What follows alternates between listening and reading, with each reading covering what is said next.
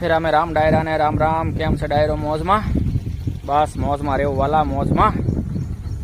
તો હવે તમારે વરસાદ હતો, અમારે તો સાંજે જો વરસાદ હતો, પવન હતો, અને આ જાહેર જો બધી આડી પાડી દીધી. અહીં જો જાહેર જો બધી આડી પાડી દીધી છે અને ક્યારે ઊભી થાય.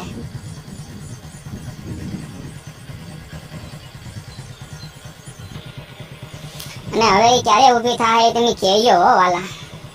કેમ કે આજે પવન હતો અને વરસાદ હતો અને કડાકા હતા, એના હિસાબે આ આડી પડી ગઈ છે જાહેર. તો હવે ઊભી થાય કે નહીં થાય તમારે કેવું જોઈએ હો વાલા. કેમ કે જાહેર નો બધો પાટ લાગી ગયો છે આડા ઓલે. સિંગ અહીંયા નથી પડી પણ આમ તો લાય પડી ગઈ છે. તો હવે જાહેર ને ટેકા મૂકવા જોઈએ કે પછી એક એક ને ઊભી કરવી જોઈએ વાલા.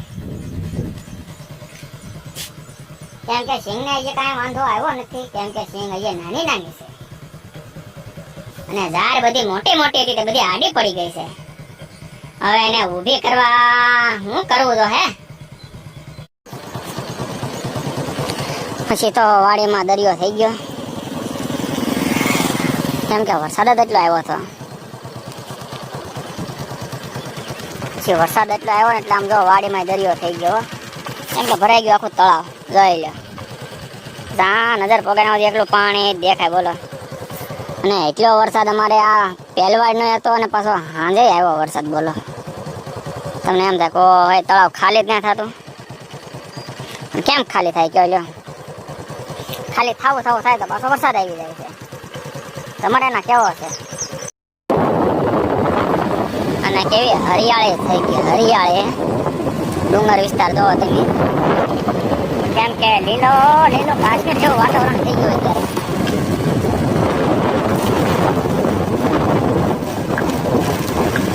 તમને એમ થાય કે હા લીલોતરી કેટલી થઈ ગઈ છે, લીલોતરી છે.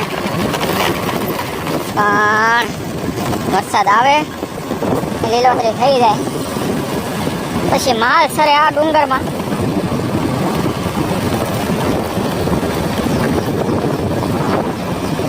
ભેંસ છે, બળદ છે, પછી ગાવું છે, એવું સર્યા કરે ડુંગરમાં. અને તળાવની બાજુમાં છે પાછું ડુંગર, એટલે નિદ્રા કરે, બાજુમાં પાણી હેવા કરે. અને હવે તળાવની બાજુમાં વાડી છે, એ આખી તૂટી ગયેલી છે વાડી. કેમ કે એ વાડીમાં ત્યાં જો દરિયો થઈ ગયો છે, કાંઈ ઘટે એમ છે આમાં જો છે ને દરિયો. અને રોપને કાંઈ વાંધો આવ્યો નથી, કેમ કે રોપને કાંઈ વાંધો નથી આવ્યો. રોપે ઊભો છે, આડો પડ્યો નથી. અને શીંગઈ ઊભી છે,